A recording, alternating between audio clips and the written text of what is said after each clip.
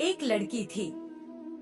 एक लड़की थी बहुत ही खूबसूरत। जितनी वह सुंदर थी उतना ही ईमानदार। ना किसी से झूठ बोलना, ना फालतू की बातें करना, बस अपने काम से काम।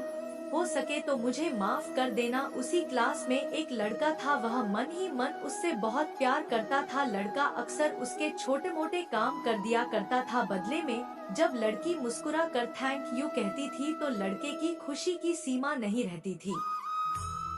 एक बार की बात है, दोनों लोग साथ साथ घर जा रहे थे, तभी जोरदार बारिश होने लगी। दोनों ने एक पेड़ के नीचे शरण ली। पेड़ बहुत छोटा था, बूंदू छन छन उससे नीचे आ रही थी। ऐसे में बारिश से बचने के लिए दोनों एक दूसरे के बेहद करीब आ गए।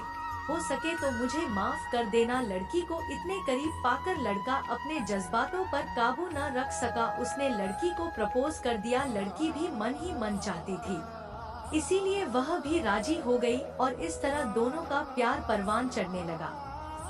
एक बार की बात है, लड़की उसी पेड़ के नीचे लड़की का इंतजार कर रही थी। लड़का बहुत देर से आया। उसे देखकर लड़की नाराजगी से बोली, तुम इतनी देर से क्यों आए?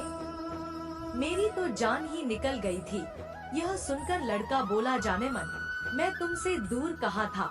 मैं तो तुम्हारे दिल में ही रहता हूँ। तुम्हें यकीन ना हो तो अपने दिल से पूछ लो। लड़के की इस प्यारी सी बात को सुनकर अपना सारा गुस्सा भूल गई और वह दौड़कर लड़के से लिपट गई।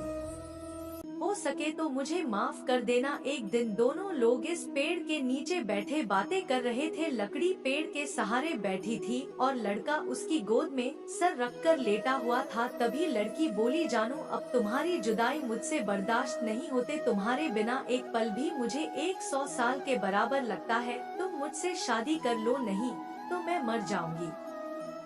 लड़के ने झट से लड़की के मुंह पर अपना हाथ रख दिया और बोला, मेरी जान ऐसी बात मत किया करो। अगर तुम्हें कुछ हो गया तो मैं कैसे जिंदा रहूंगा?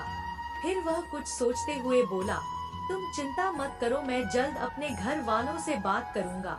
धीरे धीरे काफी समय बीत गया। एक दिन की बात है, दोनों लोग इस पेड़ के नीचे बैठे हुए थे। उस समय लड़का का चेहरा उतरा हुआ था। लड़की के पूछने पर वह रुआसा होकर बोला, जान, मैंने अपने घर वाले को बहुत समझाया पर वे हमारी शादी के लिए तैयार नहीं है।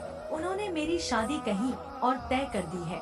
हो सके तो मुझे माफ कर देना। यह सुनकर लड़की का कलेजा फट पड़ा। उसका मन हुआ कि वह जोर जोर से रोए, लेकिन उसने अपने जज्बात पर काबू पा लिए और बोली, मैंने तुमसे सच्चा प्यार किया है, मैं तुम्हें कभी भुला नहीं सकती। प्लीज मुझे माफ कर देना। लड़का धीरे से बोला, वैसे अगर तुम चाहो तो हम हमेशा अच्छे दोस्त रह सकते हैं। लड़की यह सुनकर जोर जोर से रहने लगे। लड़के ने उसे समझाया और फिर दोनों लोग रोते हुए अपने अपने घर चले गए।